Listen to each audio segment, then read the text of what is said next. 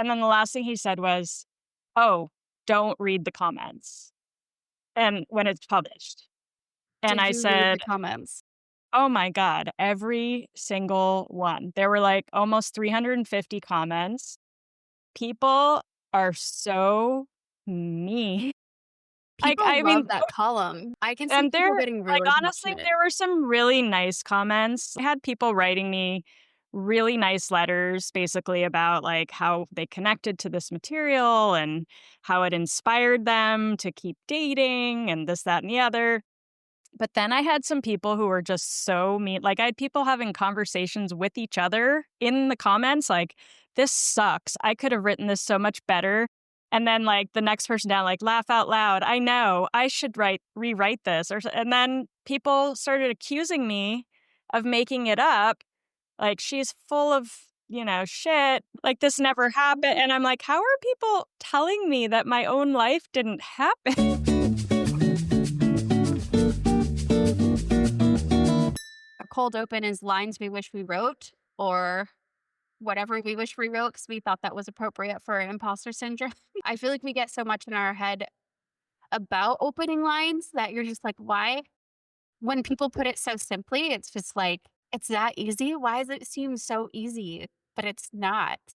So Charlene Harris, this is her first one, Dead Until Dark. But I wish I had written this opening line because I was gripped right away. So it says, "I'd been waiting for the vampire for years when he walked into the bar. And I just immediately wanted to know what's going to happen here." Is that the book that inspired, True True Blood. Blood? Love True Blood. I didn't know Not read that. these? Have you not read this series? No. Oh, you need to read these.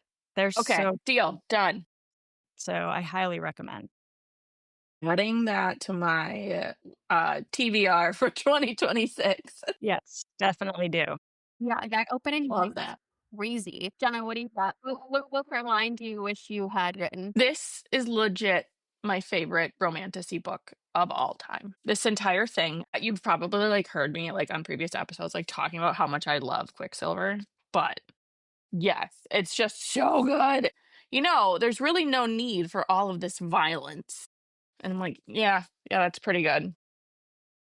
Is It's that the similar line? though, where Yeah, that's the line. it's simple, but yet now you wanna know. Right. It hits. Yeah. Yeah, like it just hits. And then it's like sometimes can be the most simplest. It's funny that you guys say that because mine's very similar. It's from Eat, Pray, Love, and it's a moment where she, like, decides, like, that moment where she decides she's gonna leave her husband, and the line is literally just the line is, "I prayed, comma, like, comma, to God." God, I love that one. Like, Good one. I prayed, like, to God. That's really good. I remember reading that and just having that thought, like, not even that I wished I wrote this, but I want to write like this. Like, I want to write the way you can hear her talking, and it doesn't have to be this poetic, like, superstar story of, but it's just like, I'm talking to my friends, and that's you, and I'm telling you this story, and that's what inspired me to want to write like that. I feel like I tend to write conversationally, so I gravitate towards reading things in a similar style. Like, I like it when the author, it feels like they're talking to me, like you said. Yeah, and It's easier to access. it is, it's so Yeah. access and, like, stories like that, and I think I wrote a travel story too. I know your book, which we'll chat about in a second, is also a travel story, and it's so I know that in Big Magic, she did say that part of her process is recording herself telling the story to her friends, and you can really hear that in lines like that. Right. And when they say voice and they reference, like, a writer's voice or this is very voicey, and we don't ever know what that really means. Feels like such an insult when somebody says they don't like your voice. Oh, it's like a punch to the gut. They're like, I don't It really is because you think, "What can I do about that? It's my voice. That's how I write. That's how I talk." Like, that means you just don't like me. It feels very personal. I totally agree. I'm like, Okay, sorry, I'll go away now. That is the perfect segue to chat about what today's episode is about, because it's about showing up even when we're convinced everyone else has it way more together and does this way better and is better at marketing and looks cooler on social media and has more book sales and has a prettier cover. It is the dreaded imposter syndrome. Today's guest is Lindsey Goldstein. We are so excited to have you. Lindsey juggles writing, parenthood, a part time job as a physical therapist. She's published essays about love and parenting in the New York Times Modern Love column. Come on. I want to hear about that. Sunlight Press and the Chicago Story Press. Gap Year is her novel, and that debuts February 3rd. When your main character goes to Ecuador. Um, did you went to Ecuador? This is all coming from a real story. Yes, a lot of people ask me, "Oh, is this autobiographical?" No. However, yes, I did spend a year and then subsequently 2 summers in Ecuador. So, though I haven't been there in a number of years, I am very familiar with the country, the culture. I speak Spanish. I still have friends that live there, namely my host family. But I was just really missing Ecuador during COVID. And so I started writing this story and I thought, well, I can set it in Ecuador. And I did do a lot of research to make sure I was up to date because I hadn't been there in a number of years. But I hope that when people read this, that they feel inspired to maybe take a trip there. That's super cool. But were you always like, I'm going to sit down and write a book? Or was it the experience that was like, writing a book is how I want to digest this experience? So I have always written, I guess I would say. I mean, let's go back. So my oldest sister, is the writer in the family. So I never thought I could compete with that. But I've always journaled, kept a diary, things like that. And then in college, I used to just kind of gaze at the creative writing classes and think, gee, I could apply. But then I always thought, no, I'll never get in. So there's no point. Um, Oh. I know. It's really sad. That's why you should live life backwards. But anyway, I then went on to eventually work in the film industry. I'm I fascinated by this part of the story. I I developed ideas with writers because I worked for a producer. That was ultimately where I thought I wanted to go. And part of me thought, when they would then submit a script to me, like, I could maybe write this or try my hand at writing it. And through that editing process, I was putting more and more of my input into it. And so I did ultimately wind up writing a couple screenplays with a friend who was also a writer. And Like, and no big deal.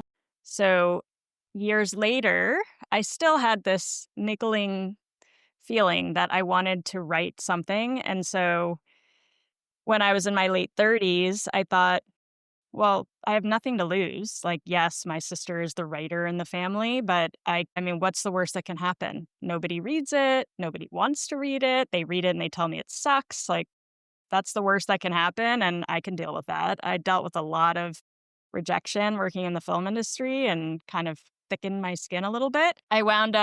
That was when I started writing essays because I thought, well, I'll start with something small and see what happens. So I started submitting essays and started getting some publications interested in publishing those and wanted to pay me, which I was like, seriously?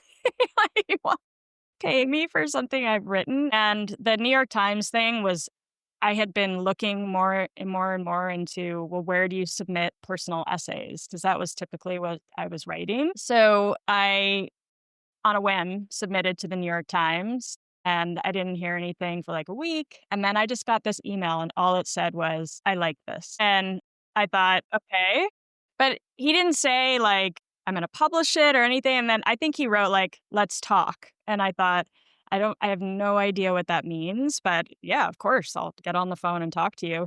So we get on the phone and we chat for like an hour. And he basically was just talking, like he wanted to verify the details of the essay and make sure that I didn't make it up. And, then he wanted to check, like, if I were to contact because I wrote it about my husband. He's like, if I were to contact him, would he be okay with me publishing this? And I said, I mean, he kind of has no choice. Like, Like, you're offering to publish my essay in the New York Times? Like, yeah, he can't say no. Um, so I said, yeah. So he's like, okay, well, this will run on this date. And then the last thing he said was, oh, don't read the comments and when it's published. And Did I you read the said, comments? oh my God, every single one. There were like almost 350 comments. People are so mean. Like, People I love mean, that column. I can see and people there getting like, really honestly, passionate. there were some really nice comments, like, really nice. And then there were people that email like, so they would email the New York Times, and the New York Times would forward them to me, and I had people writing me really nice letters basically about, like, how they connected to this material and how it inspired them to keep dating and this, that, and the other. But then I had some people who were just so mean. Like, I had people having conversations with each other in the comments, like, "This sucks. I could have written this so much better." And then, like, the next person down, like, "Laugh out loud. I know. I should rewrite this." And then people started accusing me of making it up. Like, "She's full of, shit. Like, this never happened." And I'm like, "How are people telling me that my own life didn't happen?" But anyway, I didn't listen to Daniel, the editor. I should have, but even now, like, I started getting early reviews on Gap Year, and I can't help myself. We've been to workshops with authors that say, like, they have other people read their comments or, like, they can't. Do you feel like it really gets in your head and it makes that kind of "my writing's trash" or "I don't belong in this room" carousel of fun worse? Or are you able to kind of, like, shut that out? So, no, I can't shut it out. Not yet. I haven't gotten to that point. I mean, if somebody has something that I think is not productive to say, I'll just put it that way. Um, I perseverate about it probably for a few days. I might even lie awake at night thinking about it. Yeah. No, never.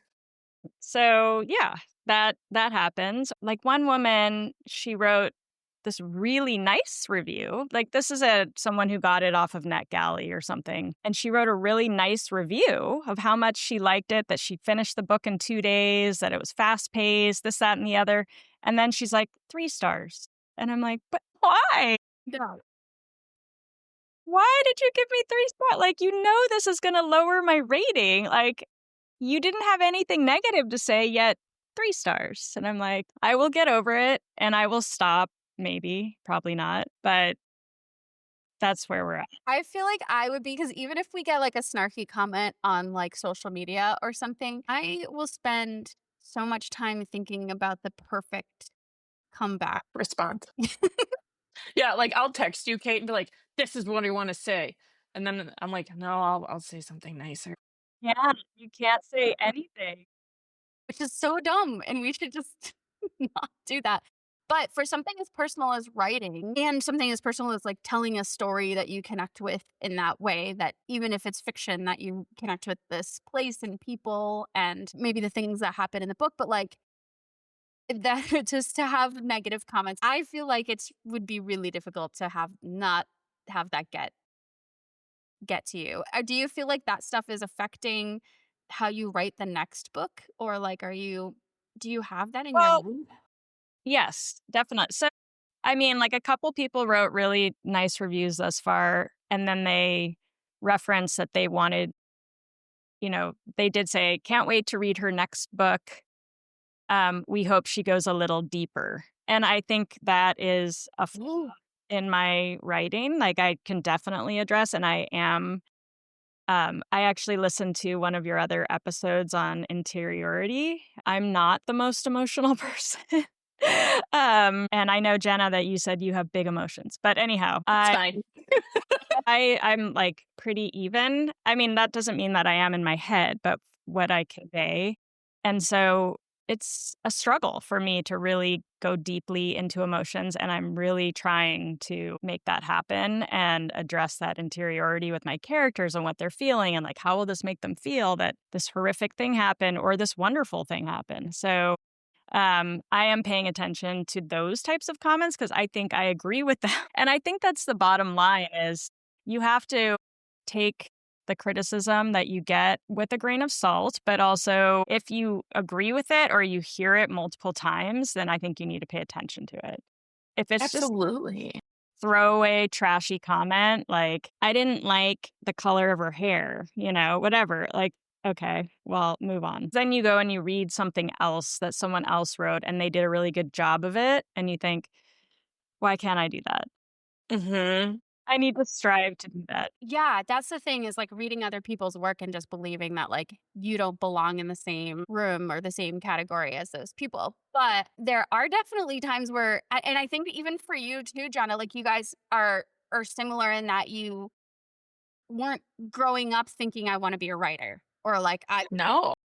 where I'm headed, which I feel like I grew up thinking I'm gonna be a writer, or like I grew up knowing that one day I was gonna write a book or my whole life, and then like went and got an MFA. And so like there has been a lot of times and so whoever's listening, where do you fall on that spectrum? Because there's been a lot of times where those ups and downs have been really high and then like really low because then you get your MFA and you're like, "Oh, like I know what I'm doing. Or, and then you get somebody who really knows what they're doing. And then you're like, I know nothing about anything. Or you get that feedback from an editor or you get that feedback from a beta reader, whoever it is, an agent, query letter. And sometimes it's like, I'm the best writer that's ever existed. And then you read a novel by Ann Patchett and you're like, I have zero talent and will never, Anyway, it's like I said, a carousel of fun that we constantly go through. Yes. That's funny that you mentioned that because so I got a graphic design degree back in the day, and I was a designer for many, many years, slash, I guess I still am, but that's neither here nor there. But in college, and in like my first like couple years of like having a job in design, it was you essentially like get the shit beat out of you mentally.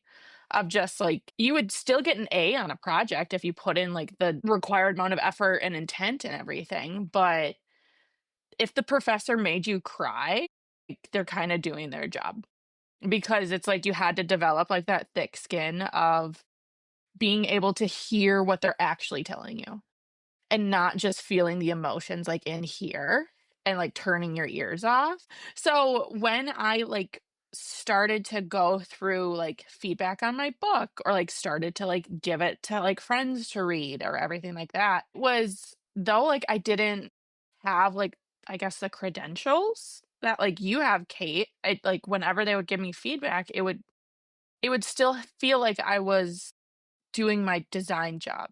It still felt like I was getting, like, critique and I could filter through it, but it's not even when I'm getting feedback that's, like, the hardest part.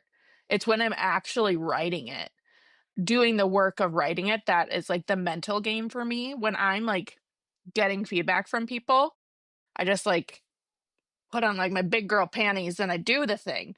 But when I don't know, it's like, I wonder if everyone has, like, a different point in their writing or like creativity process where they feel the most vulnerable and where like they feel like their mental state is like at the weakest where they let those like intrusive thoughts come in because like for me like that's always in writing and it's rarely in feedback. For me, it's when I've written something and I've just given it to somebody to read, and then I don't hear feedback right away. Like, let's say, like, You're a like few then it days go starts to by percolate in. or a week goes and I'm like, "Oh, they hate it," and they just don't know how to tell me. And then I go in this downward spiral of how much I must suck that they can't face me to tell me Really? how bad it is. Yes. Oh wow, that's so interesting. I feel like also my question too would be since you are on the other side of writing your debut novel, having it come out, that we have all these other jobs now as authors. Like we're book marketers, we are social media creators, we are designers now or trying to be. So, like, at some point, it does like snowball Mhm. right? And does it keep snowballing even on the other side because of all of these other things that you're like, can I do this the same way? I mean, I have that issue just not even being published yet, but like looking at other people's social media and stuff. It seems like everybody else is doing it so well or on this level. So, I definitely feel like I am not doing it nearly as well as most people on social media, but it's funny because then I will like, I just spoke to one of my best friends from college last night, and she said, I feel like I've been seeing you every day on social Oh, media. And she's like, "You're doing such a good job." And I'm like, "Oh my god, I suck." Like, I said, "You should see what all these other writers are doing. They're making these amazing reels, and they follow the trend on Instagram, and then they create their own." And, like, my daughter is she's my worst critic, and she will look at my phone and be like, "Mom, you need to let me do your Canva for you. You're so bad at it. Like, this looks so amateur and so bad." And I'm like, "Okay, well, do it for me then," or like, if I haven't made many reels of just me as a talking head because it embarrasses me, and other people do it so well. And I'm like, and my publisher keeps telling me, "You've got to do more reels, like, let people get to know you." And I can't, like, I can't put my face there. Something I'm super uncomfortable with too. But I will say that when we started messaging back and forth, I knew who you were because I think I follow you on my author account as well. But like when I saw the cover of your book, I was like, oh, I know her. I've seen this cover. So like I mean, it's definitely out there for sure. I definitely knew the cover of your book as soon as I looked at your profile. I was like, oh yeah, I've seen this cover a million times. Okay, good. Yeah, I'm so doing it's I something mean, it's right out there, then. but and that's the thing is, like, we are comparing ourselves to all these people. Definitely my first reel, I sent it to of just me talking. I hated myself. I sent it to, like, 10 people, and I was like, "Just tell me this is okay to post in public." Like, it was like a 5-day journey of just, like and my husband was like, "Just post it." I love, Jenna, how you brought up that even in other mediums you experience this, and it doesn't even just writing, I think, is a creative and very personal thing, so it can feel harder to deal with the ups and downs of imposter syndrome. But what are some tools that we can or that we do use to get over these fears? Because clearly we are all doing the thing on Instagram and social media. We are here doing a podcast. So there's even though we are writing the books, we are publishing the books, there are ways that we move past this and we don't let it paralyze us. I think it goes back to that, so what's the worst that happens? Somebody says something unkind about you. The writers community has been overall so supportive and amazing, and there's so many of us now who are writing and trying this and doing it, and we're all doing the things that I think that is what has pushed me past this feeling of I'm not a real writer because those people treat me like I am. So right? to start believing it. I absolutely love how there's so like you said, Lindsay, there's so many of us now that are writing. And I Mhm, think it not maybe it's like like more percentage wise of those that aren't, but I think it also shows that us as writers and especially female writers, like we have so much to say and mhm. everyone is feeling vulnerable. So we're all being just really kind to one another. I'm like, this is how it should be across the board. Thinking of it as community over competition, because I've never once felt with any other female writers that this was a competition ever. And I think that's what's like the best part of the community as well. One day I had this conversation with my husband and he was just like, look, if you want your work to be seen, you have to be willing to be seen. And if you want to put your work out there, you have to put yourself out there. And I was just like, you're right. I'm going to have to fake it so hard until I make it, and I am just going to act on wherever that I am an author and that I have a novel that I've written. Like, I am just going to fake it as hard as I can until I make it. And Way to go, John. I think that's what he's a performer, but I think that has been like for me the best thing is just like screw it. This is who I am, and it almost like manifestation. Like maybe one day if I just like put the energy into the world, then that's what will come out of it. But just faking it until you feel like, With faking it comes acknowledging you're feeling with it. yeah, Because like, there's no amount of, like, positive quotes out there that can get me to truly just fake things. Like, I need to and, like, shove all the things down. Like, I need to bring it up, be like, "This is how I feel. This is how it's, like, actually coming out," and that's generally, like, avoidance was, like, number 1. And then it's like, "Okay, if I'm feeling that way, then I'm going to do this to not feel that way anymore." And it's not like this fake confidence, it's actually just saying, "I'm going to be the thing I wanna be right now." be the thing you want to be. Yeah, like dressed for the Job you want. job you want. Like, And that's yeah, what it. was you I mean, saying?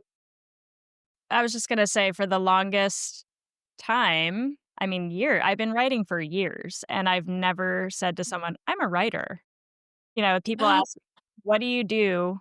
And I say, "I'm a physical therapist." I just said it the other day. My daughter was with she's like, "And you're a writer?